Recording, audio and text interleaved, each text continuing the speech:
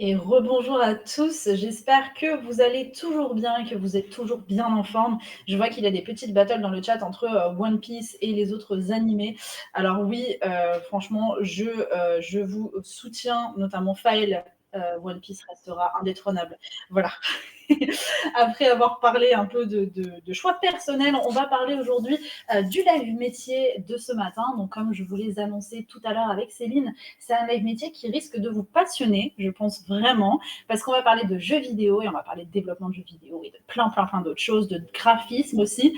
Vous allez le voir, c'est assez créatif, ça parle déjà très bien pour tout le monde. Donc j'ai vraiment hâte qu'on en parle tous ensemble. Et puis dites-moi déjà dans les commentaires, est-ce qu'il y a des gens parmi vous qui auraient envie de travailler dans l'industrie du jeu vidéo aussi? Ça reste toujours intéressant. Je vais juste demander à Loïc si c'est possible qu'il me mette le chat pour que je puisse lire vos commentaires en direct, car il ne l'a pas fait. Voilà, vous pouvez tous dire bouh, Loïc, ce n'est pas bien.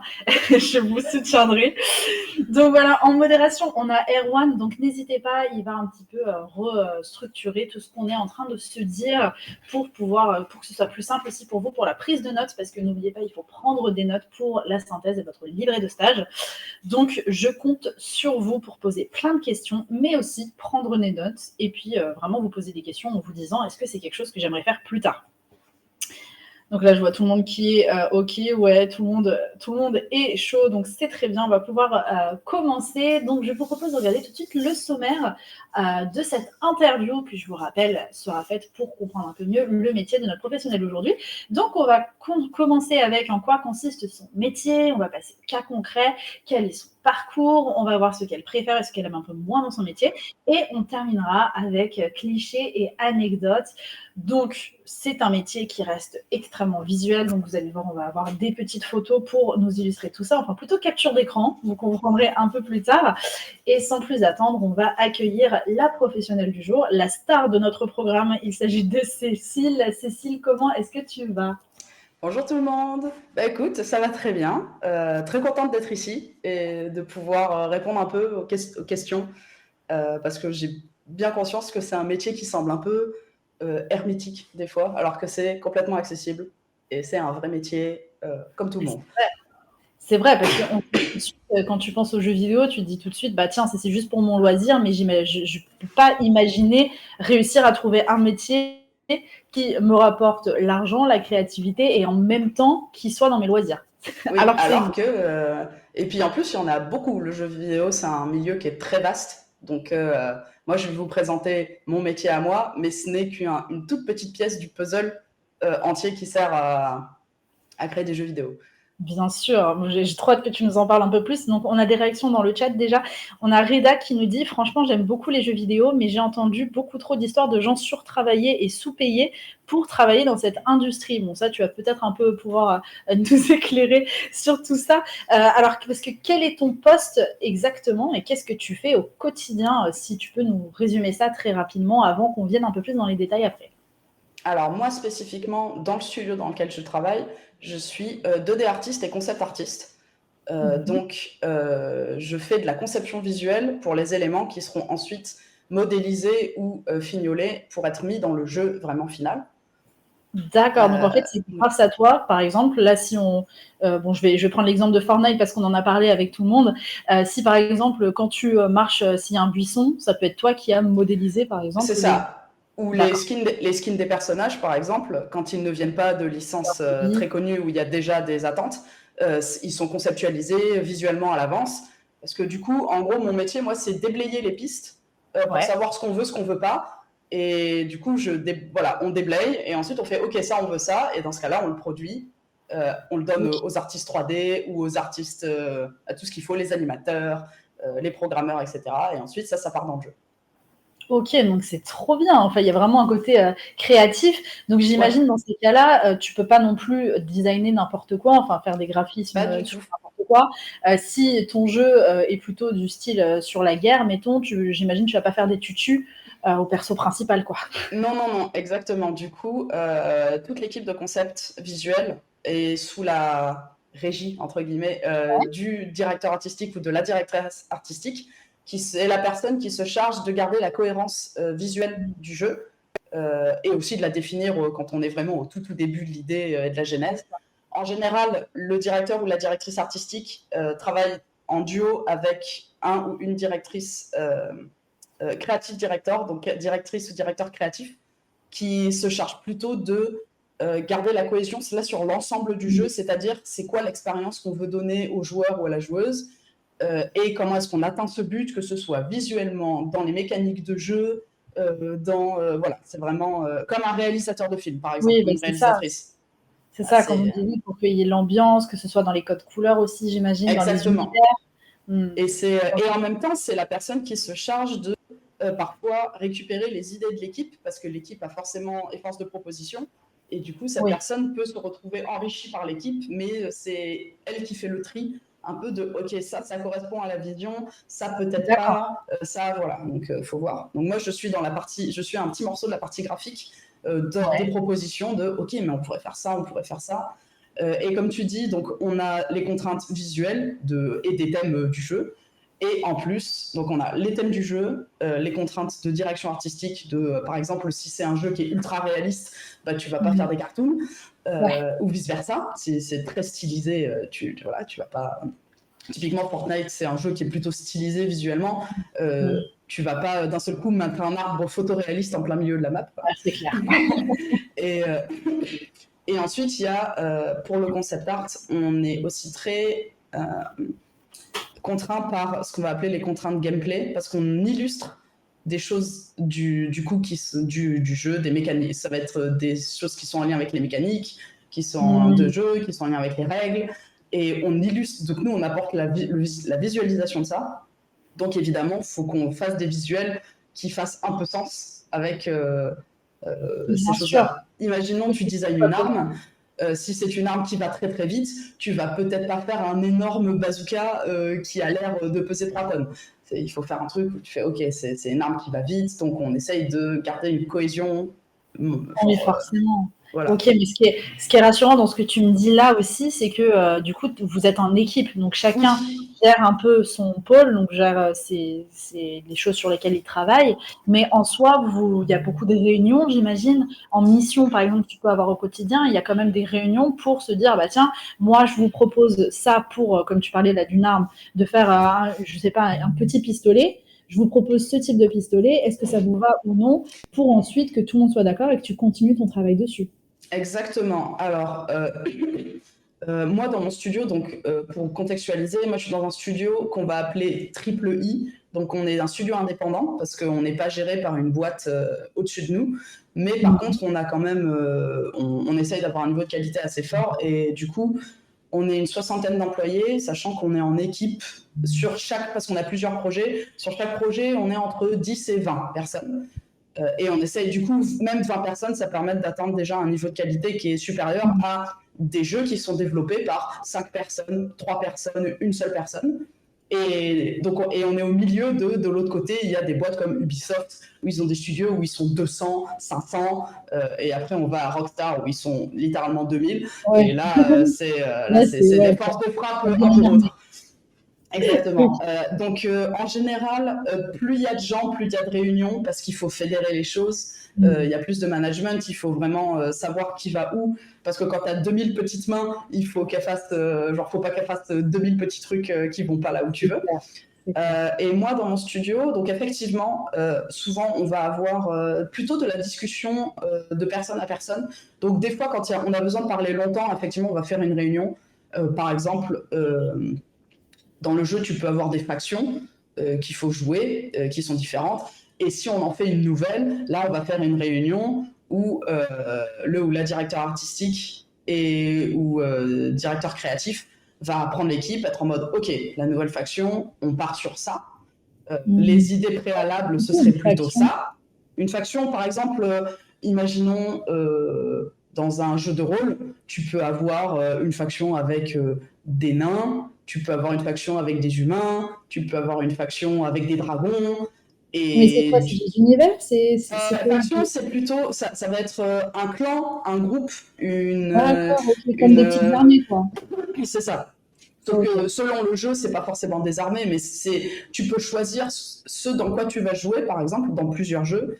Du coup, tu vas pas avoir le même univers visuel, ou même dans un jeu. Les factions, c'est souvent, on en parle dans des jeux de stratégie, parce que moi je travaille sur des jeux de stratégie, et donc tu as par exemple 4 factions, et c'est quand tu vas lancer ta partie, tu vas dire, ok, sur cette partie-là, spécifiquement, est-ce que j'ai envie de jouer la faction rouge, la faction bleue, la faction verte, la faction C'est un jaune? peu comme, pour ceux qui auront la ref, ou alors peut-être que je suis trop vieille pour ça, mais dans World of Warcraft, où quand on choisit dès le début si on est un elfe de nuit, si on est un... Ok. Exactement, c'est exactement ça. Et du coup, chaque faction a son identité visuelle. Et quand on rajoute une, on réunit l'équipe, on est en mode, ok, la nouvelle faction, typiquement World of Warcraft, là, la dernière extension, ils ont rajouté, j'ai plus leur nom, mais les gens qui sont dragons, à moitié dragons, du coup, c'est en mode, ok, on va rajouter cette faction-là. C'est quoi leur identité visuelle? C'est quoi leur univers? C'est quoi leurs inspirations? Parce qu'on a quand même beaucoup d'inspiration de la réalité, que ce soit visuellement ou sur des mécaniques, etc. Et ensuite, comme ça, tout le monde est au courant. Et ensuite, chacun part devenir force de proposition dans son domaine de prédilection. Donc moi, par exemple, en concept art, ça va être ok. Bon, si on doit faire le design visuel du personnage lambda, pour rester sur World of Warcraft, ok, le joueur ou la joueuse, il va prendre ce perso. C'est quoi le perso lambda? On va explorer, on va déblayer en mode ok, moi je propose ça, moi je propose ça, moi je propose ça. Trop bien. Et là, ouais, franchement, c'est un gros travail Il y a le bien et le moins bien, mais il y a beaucoup de travail d'équipe, on fait beaucoup rebondir les idées. On essaye de prendre en compte le travail des autres. Moi, par exemple, il y a très peu on va dire, de planches de concept finales où j'ai pas un petit peu du travail de mes collègues qui sont dedans en fait, parce que c'est toujours, t'as des retours en mode là c'est cool, mais genre le collier par exemple, en fait on pourrait peut-être faire un truc comme ça, et tu fais mais oui c'est trop une bonne idée.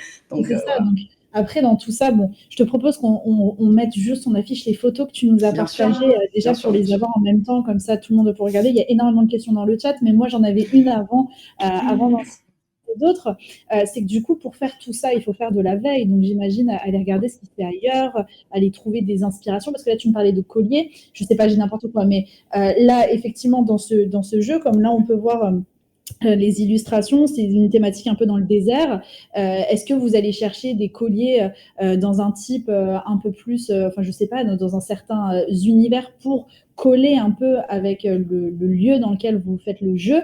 Dans ces cas-là, qu'est-ce que tu fais? Est-ce que tu vas sur Internet, tu cherches des choses, tu cherches des inspirations? Comment ça se passe? Alors, globalement, pour faire en granularité, déjà quand on est dans des métiers de design, que ce soit moi, donc c'est du design visuel, mais on a aussi les game designers qui, eux, c'est des designs de mécanique. Il y a beaucoup, comme tu dis, de la veille, dans le sens où on essaye de s'enrichir de tout ce qui nous entoure, un peu constamment. On absorbe. Tu t'essayes de te faire une banque mentale. Et aussi, évidemment, ça va être lire des livres sur les sujets, peut-être acheter les livres où vraiment il y a quelque chose où ça t'a beaucoup touché, où ça t'inspire beaucoup, pour les garder dans un coin de ta bibliothèque en mode ok, ça je sais que peut-être j'en aurai besoin un jour. Par exemple, un truc complètement anecdotique, mais moi j'ai un livre sur des costumes traditionnels européens, tu vois. Genre, au cas où, voilà, au cas où j'ai ça dans un coin. Et là, par exemple, donc on est dans le désert. Alors nous, donc on travaille sur un jeu Dune. Donc déjà, on est basé sur une œuvre qui existe déjà, qui est la saga Dune de la famille Herbert. Donc ça te pose. On a beaucoup de la création qui est déjà posée en fait. On fait de la réinterprétation potentiellement, mais il y a des choses qui sont immuables. Typiquement, ça se passe dans un désert sur la planète de Arrakis. C'est une planète désertique, on va pas faire de la forêt.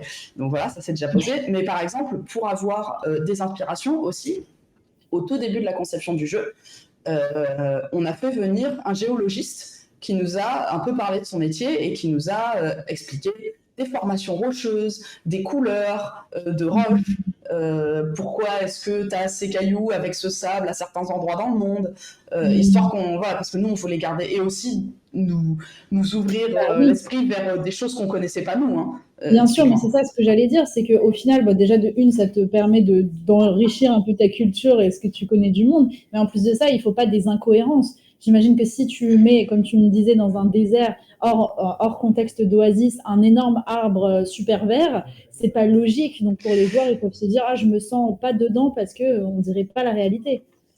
Disons qu'à moins qu'il y ait une justification dans l'univers de ton jeu spécifiquement, effectivement, ça va paraître un peu bizarre. Donc, faut que ce soit justifié, parce que sinon, ça prend. C'est ça. Et le but, vous avez pris n'importe quoi, vous les avez mis ensemble, c'est quoi je comprends c'est pas. que le but, c'est vraiment que le joueur il soit dedans. C'est un peu comme dans un film. S'il y a une incohérence, on sort dedans et on se rend compte, ah mince, on n'était plus vraiment dedans. Alors que le but, c'est d'être plongé au cœur du jeu, quoi.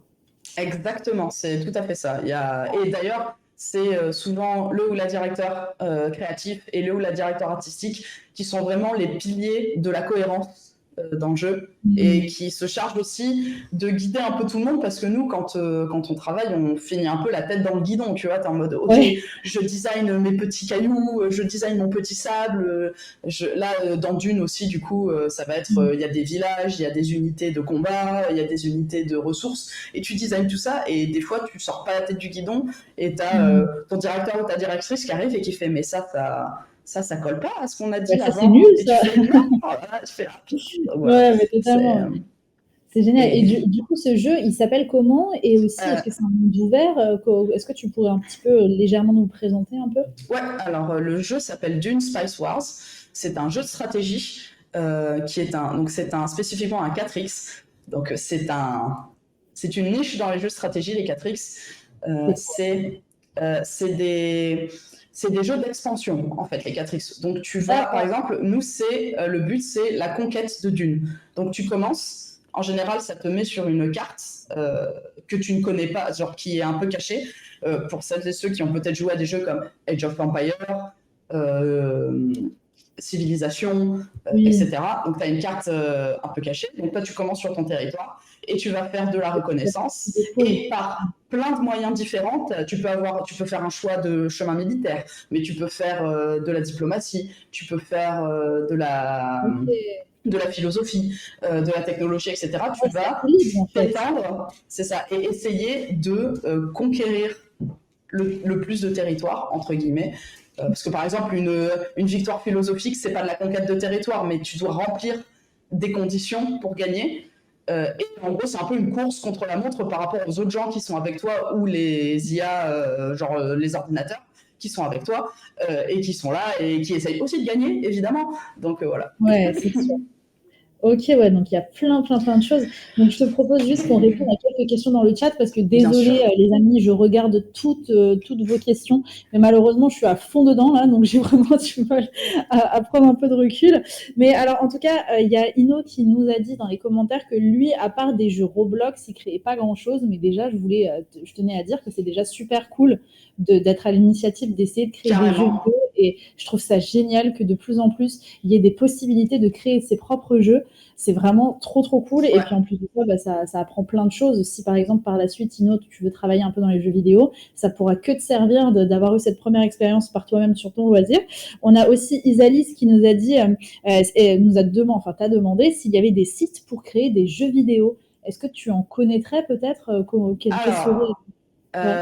des sites, non, mais un jeu vidéo, ça se crée avec un moteur de jeu. Donc c'est un logiciel.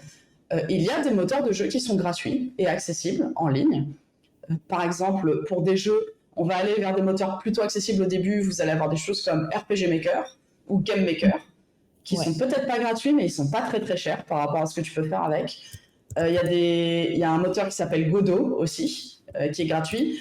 C'est aussi des moteurs de jeu, ces trois-là, où il n'y a pas besoin d'être programmeur ou programmeuse pour arriver à faire des jeux. Parce qu'il y a tout un système où en gros tu peux utiliser des blocs de code qui existent déjà et tu les assembles ensemble et du coup tu peux genre ça va être tu fais une unité, genre ça va être ton héros et en fait tu peux lui mettre des blocs en mode répondre à le clavier, si j'appuie sur la flèche il se passe quoi, tu vois, des trucs comme ça pour pouvoir bouger. C'est une des questions qu'on avait dans le chat aussi, que j'ai vu passer. Je crois que c'est Enguerrand qui posait la question, qui disait comment on fait pour dire que telle ou telle touche propose en fait au personnage principal d'avancer ou de reculer. Et ça, donc alors du coup, on peut faire ça. C'est dans la programmation. Du coup, donc la programmation, c'est concrètement, tu utilises un langage. Il y en a plusieurs en programmation, mais un langage informatique pour parler à l'ordinateur et lui dire STP, fais ça. Et fait ça, et fait ça, et fait ça. Et du coup, et c'est d'ailleurs les moteurs de jeu sont créés par, c'est des logiciels, donc c'est des programmeurs et des programmeuses et beaucoup d'autres gens qui font ces logiciels, qui ensuite eux permettent de faire le jeu.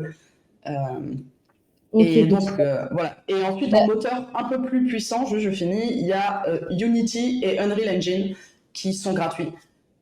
Et qui, eux, par contre, c'est un peu plus des grosses machines. On peut faire des énormes jeux avec, mais ils sont un peu plus compliqués. Donc, pas forcément par quoi commencer, mais par contre, ça peut être, tu fais un petit jeu sur Game Maker, et après, petit à petit, tu fais ton chemin vers des trucs de plus en plus compliqués.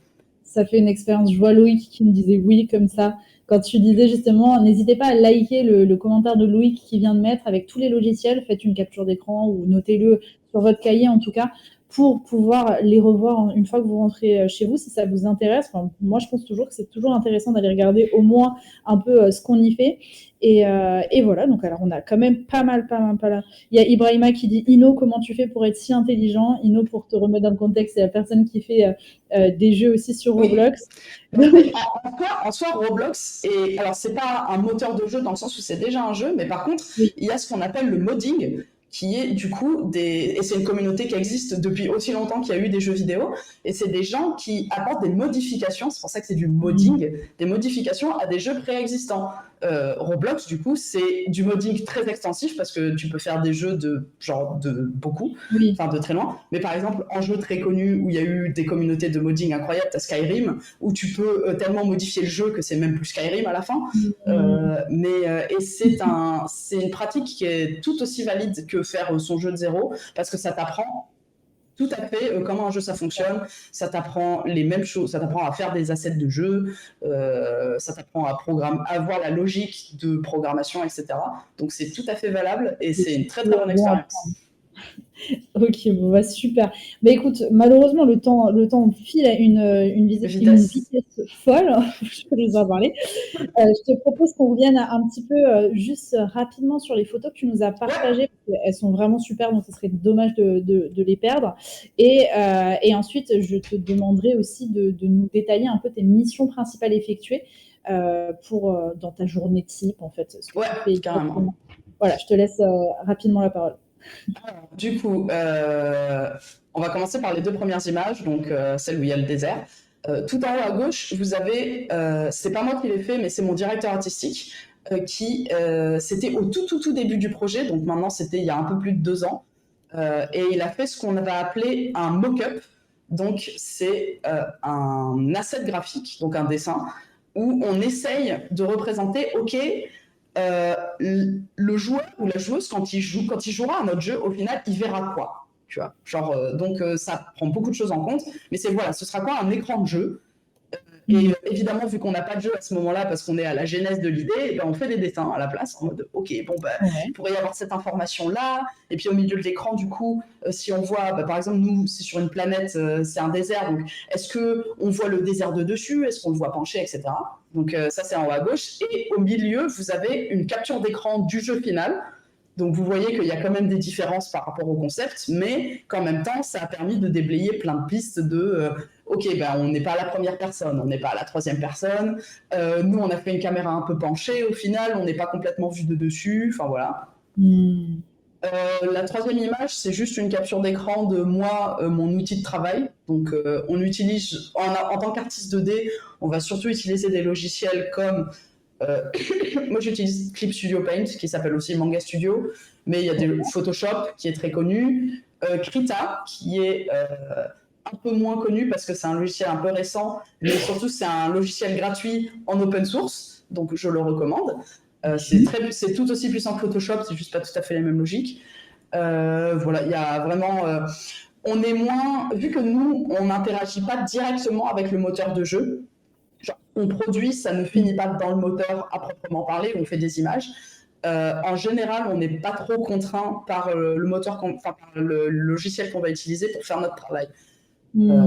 Par contre, quand tu vas être, par exemple, artiste 3D, il peut y avoir certains logiciels qui te facilitent la tâche pour faire des objets et des assets qui vont plus facilement être acceptés par le moteur de jeu. Ça, c'est tout ce qu'on va appeler la tech. Et ça peut être très compliqué des fois, ça peut être très simple aussi, hein, mais ça peut être très compliqué. Des fois, t'as des bugs d'interaction entre deux éléments et tu fais qu'est-ce qui se passe? C'est ça. Et ensuite, en bas, vous avez donc 2 illustrations de mon travail, puis le produit final. Donc récemment, donc, comme j'ai dit, dans notre jeu Dune, nous, on fait c'est de la conquête de la planète, et on joue des factions. Donc tu choisis, avant de lancer ta partie, ok, et, voilà. Et nous, vu qu'on est basé sur un univers préexistant, on a pris, il y a des factions, il y a des familles dans l'univers de Dune. Par exemple, le héros, il s'appelle Paul Atreides, il est de la famille Atreides. Il y a une autre famille qui s'appelle la famille Harkonnen. Tu as une faction des autochtones sur Dune, la planète, qui s'appelle les Fremen. Donc c'est ces factions-là nous qu'on joue. Et récemment, on a fait, genre au milieu de l'année dernière, on en a sorti une nouvelle. Et donc là, vous avez des explorations ce serait quoi le chef ou la chef de cette faction, qui, nous, en mécanique de jeu, le ou la chef de faction sert à l'illustrer déjà, c'est la personne la plus importante de la faction, et on a des mécaniques de diplomatie, et en fait, tu peux aller voir le ou la chef de faction et lui faire du marchandage avec, ou lui demander « Ok, j'aimerais me mettre en paix » ou « Je vais te déclarer la guerre », etc.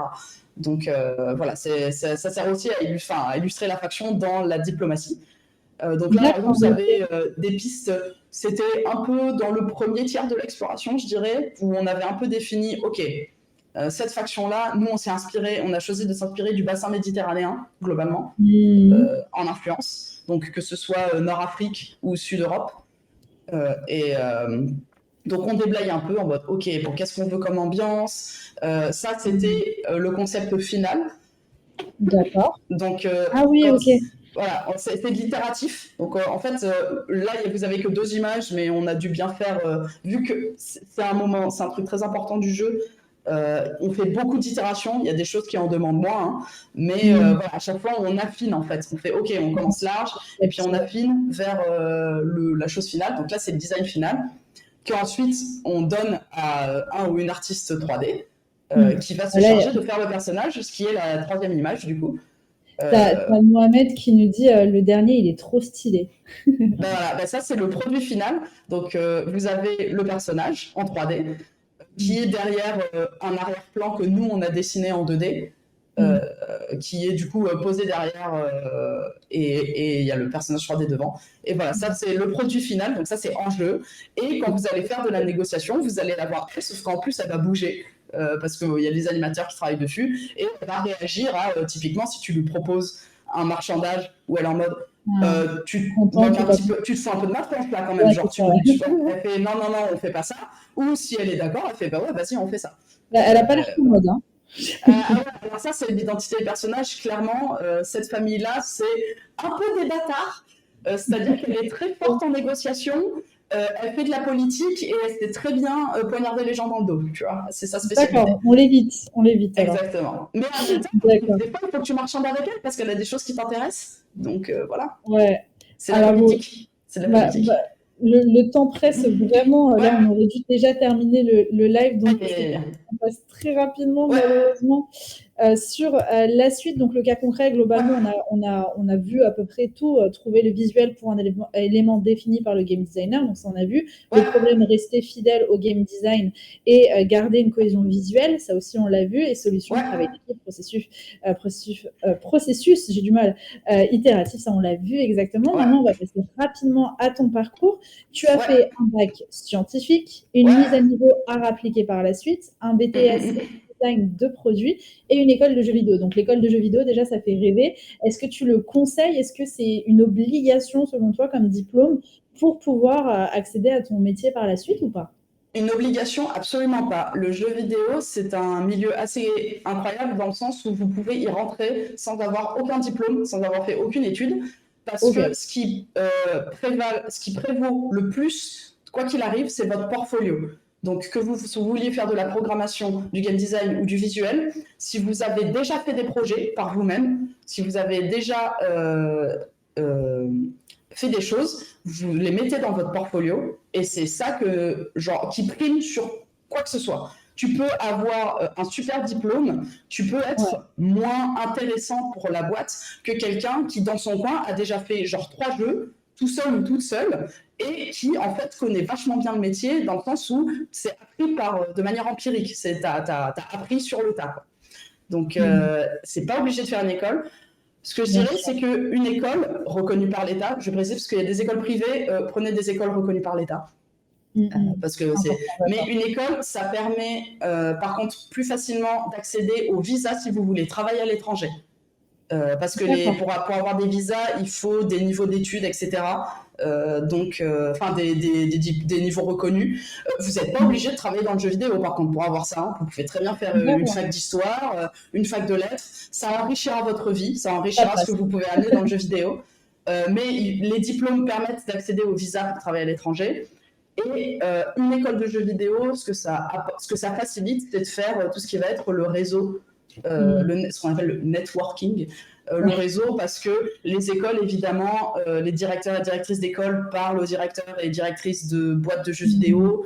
Il y a des sessions où les boîtes viennent visiter les écoles pour essayer de recruter des gens, mais ça n'empêche pas que nous, il y a des gens, ils viennent en candidature spontanée dans la boîte, ils viennent sur le site de la boîte, ils sont en mode voilà, je vous donne un petit mail de motivation vite fait, juste pourquoi j'ai envie de travailler avec vous, je vous mets mon portfolio, vous regardez ce que j'ai fait, et on regarde et on est en mode putain, mais cette personne, elle est trop forte, vas-y, on la, tu vois. Mais là, justement, toi, après tes études, c'est grâce à un stage, du coup, que tu as eu une opportunité professionnelle, donc le stage, c'est important.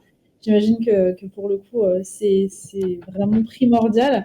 Alors, je suis vraiment désolée de précipiter un peu, c'est vraiment pour qu'on puisse voir vraiment tout et qu'on ait peut-être le temps de répondre à une ou deux questions avant la fin.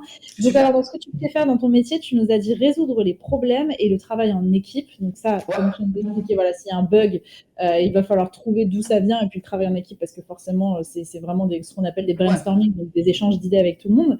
Est-ce que tu aimes le moins résoudre des problèmes? Donc, c'est aussi ce que tu préfères le plus, et s'adapter aux décisions. Donc les décisions, tu voulais dire par exemple de la personne qui s'occupe de la partie artistique au-dessus de toi dont tu parlais. Tout. Il y a, en gros, vu que c'est évidemment il y a un produit final et des fois toi tu as une vision personnelle du produit, tu fais bon, je suis pas très fan de cette décision qu'on a fait. Qui sont faites des fois par contrainte ou qui parlent pour plein de... Mais ça va te... par exemple, imaginons le personnage que j'ai montré avant, il y avait des pistes d'exploration qu'on a fait que moi je préférais au produit final qu'on a.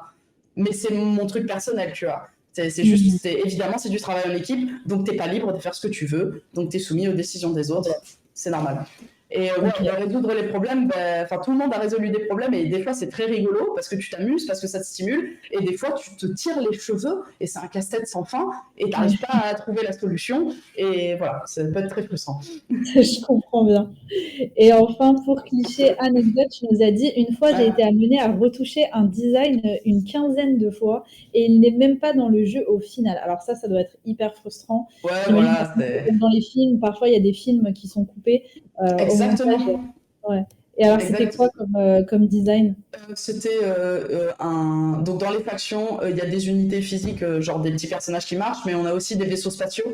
Et c'était, il y a un vaisseau où, en fait, pour illustrer que des fois, il y a des idées qui sont définies très clairement, très tôt, parce que la game designer, c'est exactement ce qu'elle veut, et c'est ok, on va faire ça, c'est comme ça. Du coup, les mécaniques, c'est ça, ça, ça et ça. Et nous, ça nous aide vachement parce que ça te donne un cahier des charges qui est très simple. Et des fois, le cahier des charges, il est flou au possible, ce qui fait que toi, tu fais des propositions et en plein milieu pendant que tu es en train de travailler sur tes itérations visuelles, quelqu'un qui arrive qui fait « Non, mais en fait, l'idée, elle a changé, donc on fait plus ça. » Et tu fais « Oh là là, mon Dieu, quoi. » Et ça arrive. Cahier des charges, juste pour repréciser, c'est un petit peu l'ensemble de consignes sur un devoir en disant « Bah voilà, on veut un monde dans le désert, on veut un monde qui soit... » dans ses couleurs, etc. Ok, très bien. Cahier des charges, ça vient de l'industrie où quand tu fais une machine, il faut qu'elle remplisse une fonction et c'est dans le cahier des charges tout ce qu'elle doit remplir, en gros. C'est un set de contraintes. Exactement, j'aurais pas mieux dit. Donc, je te propose qu'on réponde à certaines questions que j'ai pu sélectionner un peu rapidement au passage, vu que là, je pense qu'on a encore 3-4 minutes avant de terminer ce live. On a Kylian qui te demande qu'est-ce que tu penses du jeu vidéo actuellement ? Qu'est-ce que je pense du jeu vidéo actuellement ? Je pense que c'est une industrie qui se cherche encore. Elle est très jeune. Elle n'a pas tous ses appuis, contrairement au cinéma, par exemple, qui est une industrie qui commence à être un peu posée. Donc, c'est une industrie qui, pour moi, est incroyable parce qu'il y a beaucoup d'opportunités et le jeu vidéo, c'est une forme d'art que je trouve fantastique parce que ça implique la personne qui la voit, enfin, qui y joue. Mais par contre, il y a clairement des niveaux de l'industrie qui sont en train de changer pour le mieux, mais on est encore sur la route vers le changement, vers la stabilisation. Donc, je dirais pas que c'est l'industrie parfaite, pour sûr, mais c'est une industrie qui ne peut changer qu'avec les nouveaux gens qui y arrivent et qui amènent leur volonté de changer les choses pour le mieux. C'est à nous de faire changer les choses. Exactement, c'est à tous les gens qui y sont déjà, mais aussi les gens qui y viennent, de vraiment être en mode, moi je viens, j'ai mes envies, et je vous les présente, et j'ai du mordant, et voilà, et ça aide beaucoup. On y va à fond, ok. On a Zevas qui te demande aussi, depuis quand exercez-vous ce métier? Alors moi, ça va faire bientôt 6 ans. Je crois que je suis dans ma 6e année, ça doit faire 5 ans et quelques mois. Donc voilà, j'ai pas fait que du concept dans ma boîte parce que ma boîte est, du coup, comme j'ai dit, on est entre 10 et 20 par équipe. J'ai aussi fait ce qu'on appelle du VFX, qui sont les effets spéciaux visuels. Genre quand il y a une explosion dans un jeu, c'est un VFX artiste qui fait l'explosion. Okay. J'ai aussi fait de ça pendant 2 ans parce que justement il n'y en avait pas dans mon équipe et tu fais bon bah écoute, ça m'intéresse, je vais essayer d'apprendre et j'ai un peu appris sur le tas. Donc vous voyez, on fait un peu sur le tas en vrai, surtout dans les boîtes un peu plus petites. Ce qui peut être très intéressant pour les gens qui sont curieux de plein de choses. Allez plutôt dans des petites boîtes parce que vous allez explorer plein de trucs. Et justement, il y a Raphaël qui te lance un pseudo-défi, qui te demande si tu serais capable de modéliser des trucs dans GTA 6. Alors, le style de GTA 6, probablement pas, parce que la modélisation réaliste, il faut savoir, faut avoir un niveau un peu haut. Par contre, modéliser de la 3D, c'est clairement pas mon violon dingue, ma spécialité, mais oui, je sais comment on fait un asset pour aller dans un jeu en 3D, je saurais l'animer, je pense. Faudrait que je me remette un peu à jour, mais voilà, je saurais faire un asset final. C'est pas impossible, quoi. C'est pas du tout impossible. Sur GTA, alors. Franchement, faut vous dire que c'est juste, en général, plus c'est réaliste, plus ça prend du temps à faire parce qu'il y a beaucoup de détails, mais c'est accessible quoi qu'il arrive. C'est faisable. Ok, bon, c'est rassurant. Il y a Kevin qui te demande tes horaires de travail. Alors, moi, dans ma boîte, on est aux 35 heures. Donc, nos horaires officiels, c'est 9h-17h avec 1 heure de pause pour manger. Et on est un peu flexible, donc on fait aussi 10h-18h. En gros, t'as une bande glissante de 1 heure. Donc, si tu arrives à 9h15, tu pars à 17h15. Ok. On fait les 35 heures. On se force à essayer de faire les 35 heures parce que vous aurez conscience que c'est un métier un peu passion. Il y a des gens qui comptent plus leurs heures que d'autres. Et ceux qui comptent pas trop leurs heures, on essaye, nous, d'être en mode non, arrête, là, t'es en heure supplémentaire. Ouais. Ne le fais pas. Moi, j'ai la chance d'être dans une boîte qui essaye activement d'éviter du coup ce qu'on va appeler le crunch, qui est connu dans le jeu vidéo. Donc, c'est quand on fait des heures sup à ne plus qu'à savoir en faire pendant 3 mois. On a parlé au début, ouais. C'est ça. Et le crunch, ça vient souvent de problèmes managériels, dans le sens où il y a eu une mauvaise estimation des tâches. Il y a eu il y a aussi une absence d'écoute des fois de la direction. Ou surtout des gens encore plus que la direction, genre les gens qui veulent faire de l'argent, qui veulent faire de l'argent, mais qui n'ont aussi pas conscience de, genre c'est quoi être dans le cambouis, quoi. Donc des fois c'est facile de prendre une décision quand t'as pas conscience de les vraies répercussions. Et moi, du coup, ouais, j'ai la chance d'être dans une boîte où ils évitent de faire ça. Des fois, il y a des gens qui en font. Je vais pas le cacher. Il y en a qui en font, mais du coup, il y a une discussion avec la direction pour avoir des récupérations. Donc, on va leur laisser 3 jours sans travailler, par exemple, parce qu'ils ont fait, parce qu'il y a eu une contrainte de temps. C'est ça. Des fois, il faut cravacher. Il y a un moment, tu fais bon, ben, on doit faire un trailer pendant 4 jours. Il va pas se faire magiquement le trailer, il faut y mettre le temps, mais du coup les gens qui ont travaillé sur ce trailer, après on leur dit ok, pendant 2 jours vous êtes en congé payé en fait, et vous vous reposez parce que voilà, c'était D'accord. Bah ouais, au moins c'est bien que tu l'aies reprécisé, comme ça on aura une idée un peu plus claire. Donc il nous reste juste une micro-minute pour conclure ce live. Donc je vais juste te poser des questions très très rapides pour Ouais. essayer d'aller encore plus vite. Il y a Kylian qui te demande s'il faut savoir dessiner dans ton métier. Alors, il faut savoir dessiner un peu. Un Je peu? ne suis pas illustratrice. Donc, l'illustration, là, il faut savoir dessiner, mais de fou. Moi, je suis concept artiste. C'est un métier qui est plus impliqué dans le design que dans la beauté de l'image. Donc, il faut savoir dessiner pour représenter tes idées. Mais c'est surtout ce qui est important, c'est les idées que tu as. Donc, t'as pas besoin d'avoir de l'anatomie absolument parfaite. Ok, Tant vraiment que tu avoir une arrives idée claire dans la tête. à dire, par D'accord. contre, si tu veux représenter, voilà, le perso, j'aimerais qu'il soit comme ça, et bien illustrer ton idée, voilà. Mm. Mais t'as pas besoin d'être Rembrandt ou Ouais, on n'a genre pas le besoin meilleur d'être en dessinateur du monde, tu vois, pour Ok, faire ce métier. ok. Ensuite, alors cette question, c'est tu vois si tu y réponds ou non, mais on te demande aussi au niveau de ton salaire, quel est le salaire d'un débutant, au moins une fourchette un Ouais. peu large. Alors, je vais vous donner pour le concept art, sachant que, pour donner une idée, plus votre métier est technique, donc plus vous touchez à ce qui va être la programmation, en général, plus c'est payé parce qu'il y a un niveau de savoir technique qui est demandé. Je vais vous parler en salaire brut annuel. J'ai commencé, moi, à 24 000 euros annuel brut et je suis maintenant à 39 000 euros annuel brut. D'accord, donc Et brut pour j'espère être réexpliquer. augmenté genre d'ici un an. Mais voilà. C'est ça, brut, juste pour réexpliquer rapidement, c'est pas le salaire qu'elle va toucher vraiment à la fin du mois. Il y aura forcément, ce sera un peu moins cher vu qu'on retombera en net. Bon, C'est un ça, peu il y a les compliqué, donc, impôts qui on n'a pas passent. trop le temps d'expliquer. Si je peux vous donner en net, si je me souviens bien, j'ai dû commencer à 1400 euros net, un truc comme ça. D'accord. Et je suis maintenant à environ 900 euros net, avec les impôts qui Génial. passent. Du coup. Bon, bah, merci beaucoup. Je suis vraiment désolée, on a vraiment plus de Il n'y a temps. pas de souci. Juste pour les salaires, si jamais, vous pouvez regarder les baromètres du jeu vidéo. Il y a le Ouais. SNJV et le STJV qui font des baromètres. Vous pouvez voir du coup les tranches des métiers, quel métier, et il y a des médianes, etc. sur l'entièreté de l'industrie. Donc ça peut vous aider à voir pour les salaires dans l'entièreté de tous les métiers. Alors, ultime question et on conclura là-dessus. Il y a juste Kylian qui te demande si tu joues à des jeux vidéo sur ton temps libre au final. Alors, moins qu'avant, clairement. Moins que quand je ne travaillais pas dans le jeu vidéo. Parce que déjà, vous voyez les ficelles du métier, donc il y a des choses qui deviennent insupportables. Mais oui, je joue à des jeux. Clairement, j'aime toujours beaucoup ça. En fait, ça donne une appréciation différente du médium. Du jeu, c'est ce qu'on voulait savoir. C'est ça. Mais par contre, clairement, je joue moins que quand j'étais pas dans le jeu vidéo. Ouais, d'accord. Donc il y a Louise aussi, vous pouvez liker son commentaire qui vous a mis justement le baromètre dont on parlait.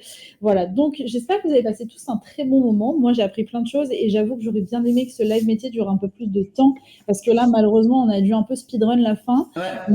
Mais bon, au moins, on a eu l'essentiel. Merci beaucoup à toi, Cécile, d'avoir partagé ton métier avec nous. Et puis on espère te revoir très vite, sait-on jamais, pour un autre live métier pour faire une partie 2. Franchement, ce serait avec plaisir. Merci beaucoup à vous pour vos questions et votre intérêt. J'espère que vous creuserez un petit peu tout ça. C'est un très beau métier. Voilà, je vous en prie. Okay, merci à toi.